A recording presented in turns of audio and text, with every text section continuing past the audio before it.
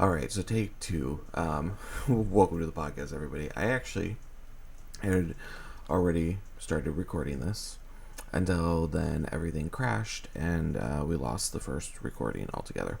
So I had to start over. But welcome to the podcast, guys. Quick update on if you guys happen to listen to the last one. If you're watching the video version, you can see I'm wearing a sling on my right arm. It's because I just had replacement shoulder surgery. Everything went really well. The procedure went well. Recovery is going well. I start physical therapy in a couple weeks here. But, when I went for the follow-up visit yesterday, they said I'm already further ahead than they would have expected for me to be as far as the healing and recovery process goes. So everything is going well.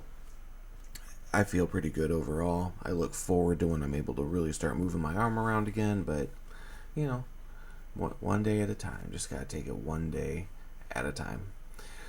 So today I want to talk a little bit about, just how life surprises you in the progress that you make, especially when you have things documented, like using a journal. This is my journal. This is the one I've been using for the last about 2.5 years or so.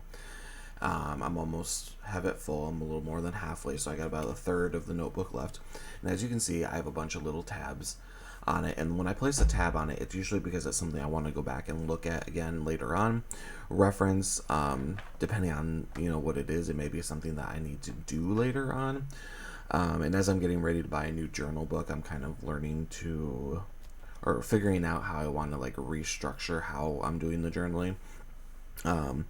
But either way, so the other day I spent some time kind of looking back through my journal, not just at the tabs, but just I almost kind of went and read it from where it started to where it was, or to where I am now, and it gives you some peculiar thoughts on how either you've progressed or even how you haven't progressed on things in your life. Now, some people could say, well, why are you journaling? You're a guy. Journals aren't for guys. Actually, most of the successful men that I watch, most of the successful men that I know, they all journal because journal serves a really good purpose. Journaling is actually really good for your mental health.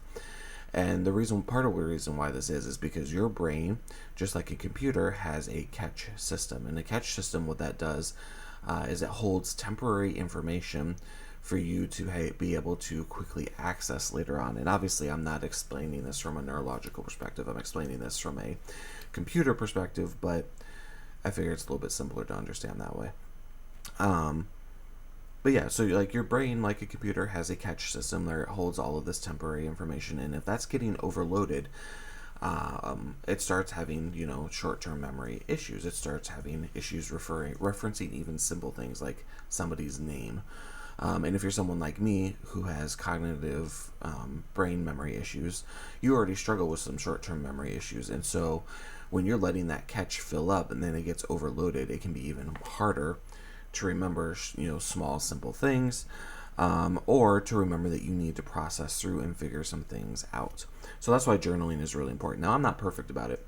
Sometimes I will journal on a almost daily basis. Other times I will hardly journal at all.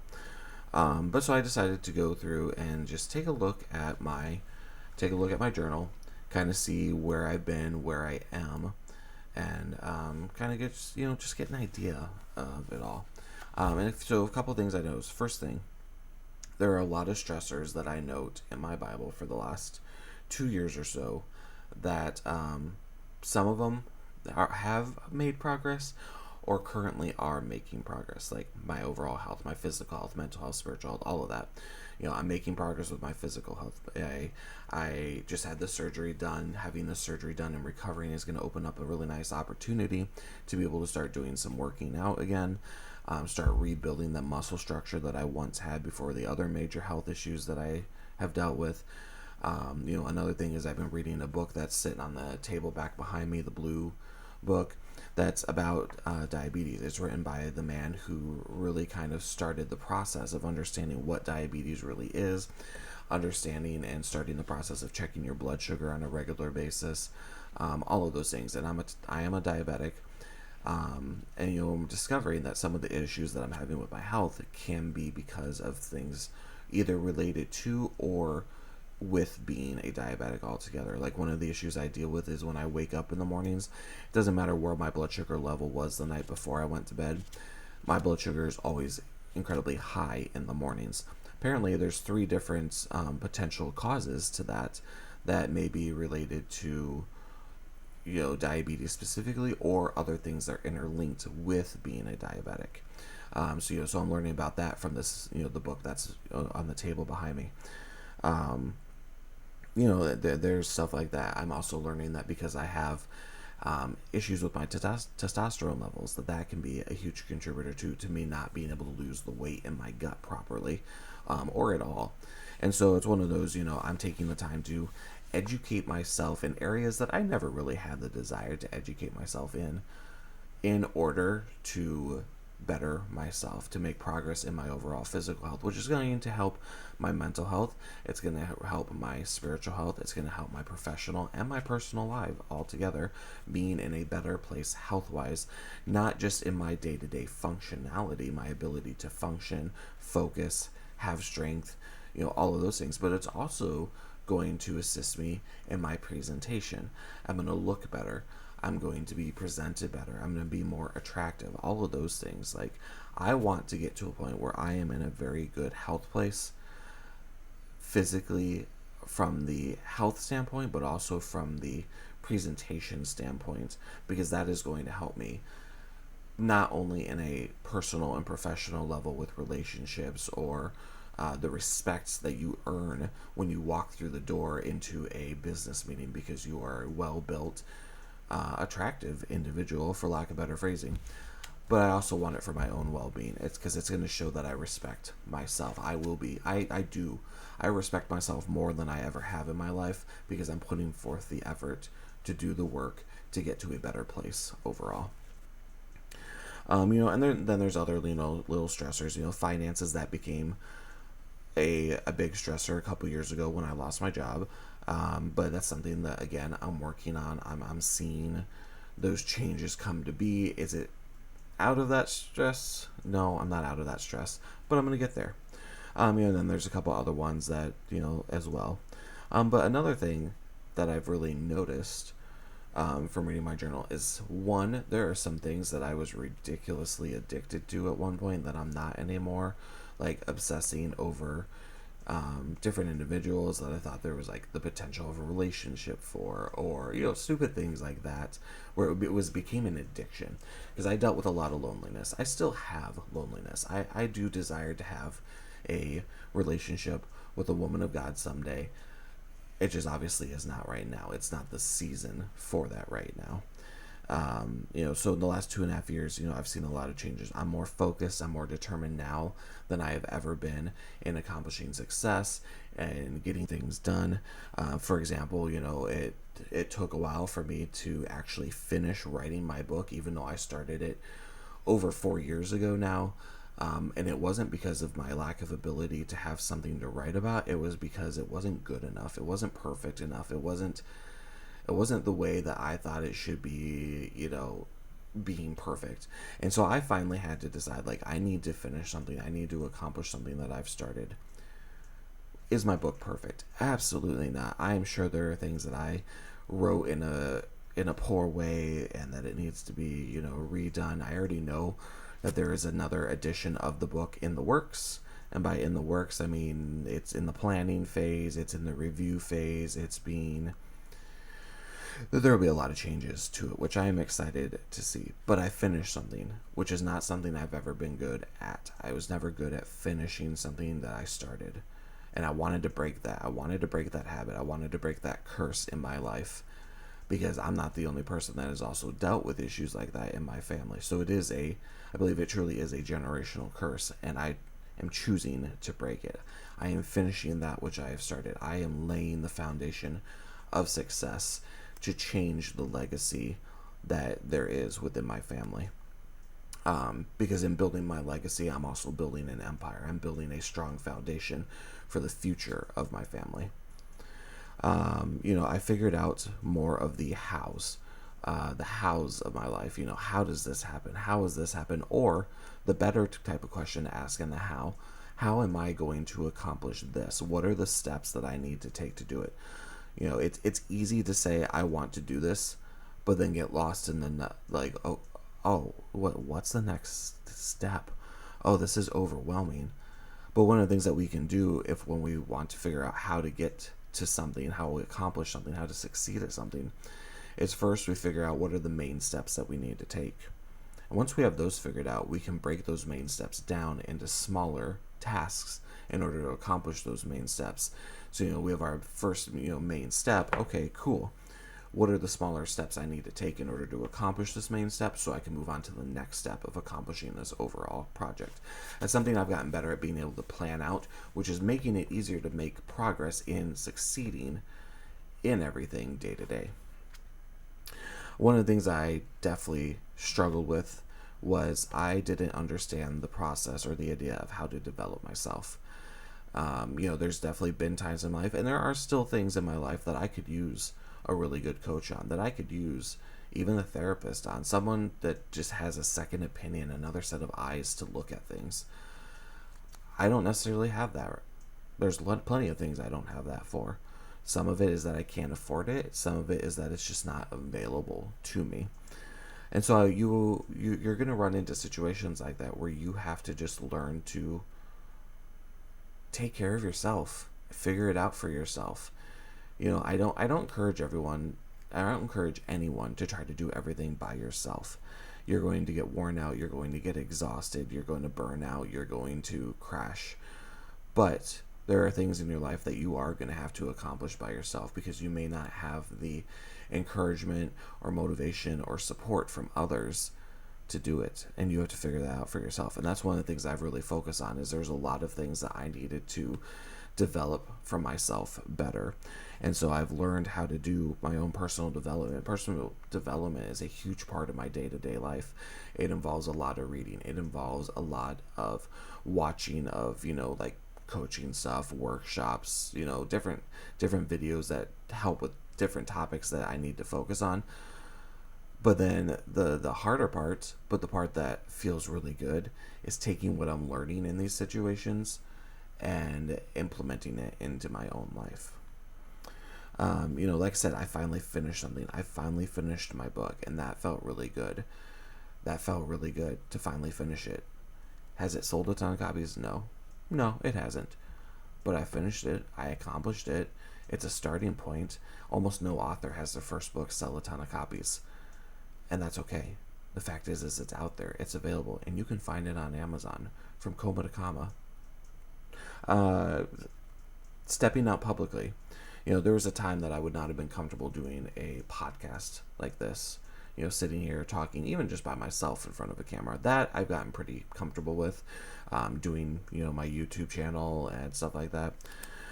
But when it comes to doing it publicly, when it comes to being interviewed on other people's podcasts, there was a time I would have rejected that and not done it at all, where now it's becoming more of a regular part of my life. Same with public speaking. Public speaking has become more of a regular part of my life. I've been speaking at small events recently. I've got a couple small things coming up still that I'm hopefully going to still be speaking at, as long as everything's still going well with recovering from the surgery. So that's a huge thing.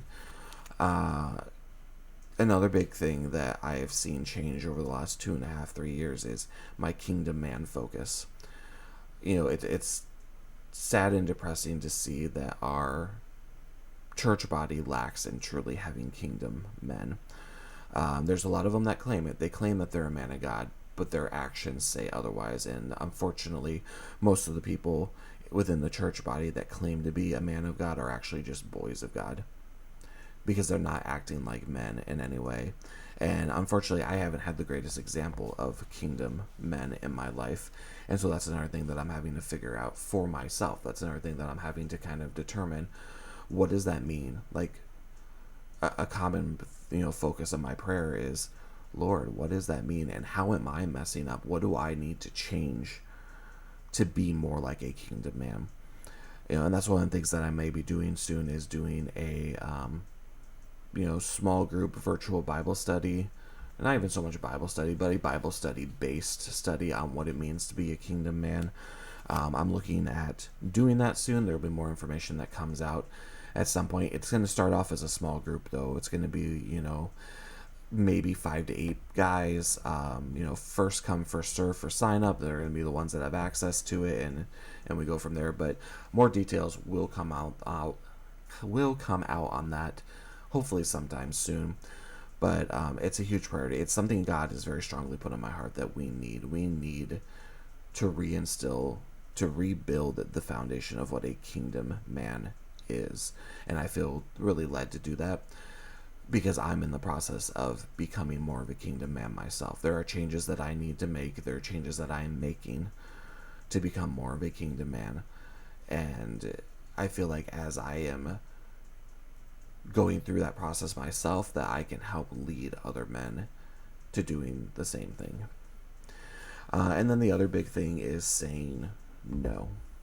I've gotten a lot better at saying no over the years, turning down things. I used to be, a friend calls and goes, hey, you want to hang out? You want to come over? You want to, do this or that? It was always an immediate yes, unless there's something else going on. It was always an immediate yes, like, yeah, man, let's do this. Let's go have fun. Now I can't tell you the amount of times I've turned down hanging out with, some friends, playing video games with a friend, going to concerts with a friend. Like, I have turned down so much just over this last year, because when I lost my job, that's when a lot of the major changes started shifting in my life. And that was almost a year ago. It was about a year ago, actually. But I've learned to say no. Do you want to pick up the extra hours at work, make a little more money? No. I mean, do I want to? Yes, but if my body is saying you don't have the energy to do that, then no. No, I'm not going to do it. Saying no is huge in our lives. We got to learn to say no better. We got to learn to be better at saying no. So there's a lot of things that I've seen that I still need to work on from reviewing my journal that I didn't necessarily realize I still needed to work on. There's a lot of things that have come a long way that kind of gave me that little bit moment of where I was proud of myself. It's like, this feels good to see that I'm making progress. There were some things where I'm like, okay, I've made a lot of progress. What's the next step to make that, hit that next goal with it? So I recommend journaling. I recommend journaling even if you have no intent on reviewing it someday. It helps clear that catch. It helps clear that catch in your brain. It helps you be able to stay focused and determined. And if you're someone who already deals with having, the energy level to get through the day, the focus level to get through the day, it may not seem like a lot, but this little bit of taking care of yourself by clearing your catch, just writing it out. You may write out everything that's going on in your head, tear it up and throw it out, and that's okay too. I don't recommend it. I recommend holding on, like having a notebook dedicated for it, because going back and reviewing it, like I said, it can feel really good. It can also remind you of some things that maybe slipped away into your subconscious that you haven't had access to, that need to be addressed. Like I said, I gave you a couple of the stressors on my list. There's actually several more on there too of things that I need to figure out, need to address more. But I wouldn't have necessarily realized that until it got really bad with these things, unless I had reviewed my journal a couple days ago. So reading your journal, and then another thing that I think is key to do is don't feel like you have to figure it out for yourself. If there are people that you are close to, that you trust, that are truly those small people, like for example, I have this smaller notebook now too, and it's literally a notebook. I keep it here on my desk to put notes into. So if there's something that I want to look into later on that's more important, I have that. If there's something like, I have a list of people that I would like to have on my podcast in the future that I've started working on. I have that in there too. It is literally just for taking notes in the moment while I'm working on something, and it's like, okay, I need to focus on what I'm working on, but I don't want to forget this, put it in the notebook. Because then I can go back and review that, later on and see, okay, what did I want to do with this? But another thing that I have in my notebook is two things. I have my list of ways that I can invest in myself, right now. So in this case, it's after my shoulder has recovered. But, for me, it's what are things that I enjoy or what are things that are beneficial to me that I can use to invest into myself. Because investing in yourself is important. You got to take care of yourself. But taking care of yourself doesn't mean just doing what necessarily is needed from a worldly perspective. It also means doing what will help you to relax, help you to have fun, help you to find some form of peace. So for me, investing in myself may involve going axe or knife throwing. I can even do that in my backyard. I have, a collection of that stuff. Going golfing, playing some darts, seeing a chiropractor, getting relief for your body is amazing. Right now my body is tense. It's on edge. I would love to go see a chiropractor right now. I can't until I get, all of through physical therapy and everything, but I'd love to relieve some of that tension. Same with the massage or going to a spa. I haven't gone to a spa yet, but I hear it can be very beneficial depending on what you do. But having a massage is a wonderful feeling. Yes, it can be painful depending on what you got going on in your body, but it's also very relieving at the same time. Then a couple other things that, I will do that are both a mix of motivating in the creative area, but also in helping me relax is I don't mind gaming. It's not an addiction like it once was where it was like a 24/7 thing, but I don't mind spending a couple hours playing a game. Especially working in developing, my next project is literally working in developing an independent game. That's literally my full-time life right now. But sometimes you need a break from being creative and just want to, relax at someone else's creativity. So playing a game can be helpful with that. Also reading novels. I'm really bad at keeping up on reading novels. Most of the books I read are non-fiction books, and so I'm trying to get better about reading some fictional work. Like right now I've got the first Witcher book over there. I've been reading this first book in the Witcher series for like a year and a half, 2 years now. I've made more progress this last couple of months since I've started making it more of a priority to read fiction than I have in the last, year and a half of reading it. But, it takes you into a fantasy world. It takes you into a non-reality world that is, it's a good break. It's a healthy break. And, it may not even be reading that does it for you. It may be watching a TV show, a movie. It's what works for you. And then the other thing I have in this notebook is my list of people that are people I trust, people that I'm close to, people that I will pretty much communicate just about anything with. A lot of times this list is not very big. You're going to find out that a lot of times, if you're lucky, you might have 2, maybe 3 people that you can do this with. I have been very blessed over this last year. Again, a lot of change for me this last year when I lost my job. But I have been very blessed this last year to have more than 2 or 3 people. I actually have, at the moment, 6 people on that list. And the interesting thing is they all are very different individuals from one another. So sometimes I'll talk about the same thing with multiple of them, or sometimes all 6 of them, because they all bring very different perspectives, very different viewpoints on it. And so in a lot of ways, they are like they're my advisors. I mean, they're more than just my advisors. They're close friends. Some of them are family. But they're my advisors. They're people that I can trust to get their perspective, to help me see a little bit wider, which may help me in making decisions. It may help me in ideas, whatever it is. They're people that I trust with pretty much just about anything.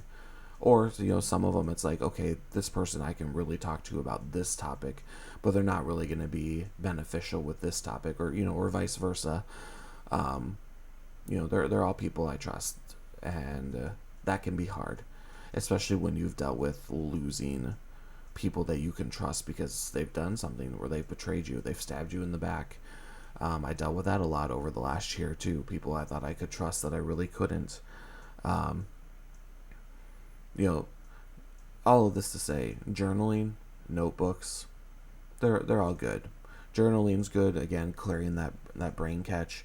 Notebooks are good for one, not losing your thoughts, but having somewhere to quickly put something while you're trying to focus on another thing, as well as being able to reference, like I said, things like the list that I have, reminding me what ways I can use to help me to relax, because there may be that moment where playing a game is not going to help me relax because I'm too tired to focus on playing the game, but maybe reading the book works perfectly for me, or maybe watching a TV show, or maybe just listening to music, or something else may work better.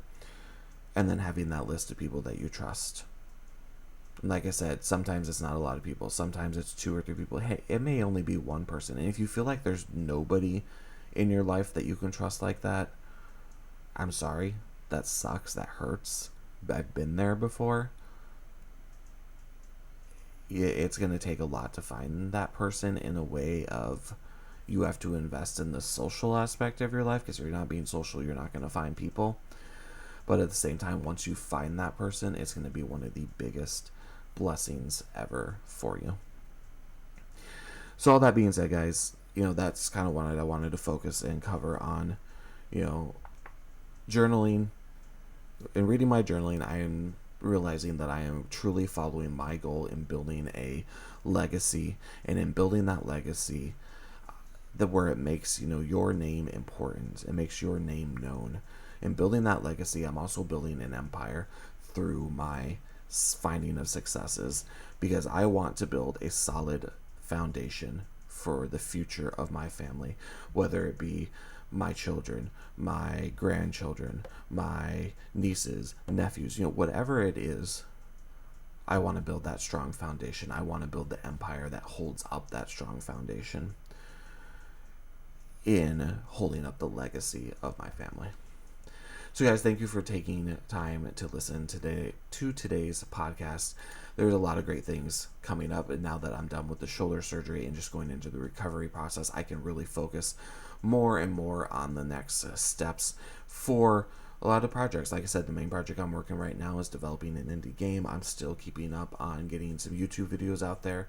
In fact, after I produced this podcast, since I got to produce it earlier than I expected this morning, since I didn't sleep, I slept. I did sleep. I slept. I just, again, woke up really early. And so I got early start on everything. But what I'm saying is, producing 2 more YouTube videos today. Excited to see those get released, and keeping up on everything. I'm also writing articles on a weekly basis now. I'm releasing an article on Medium and an article on LinkedIn every Monday.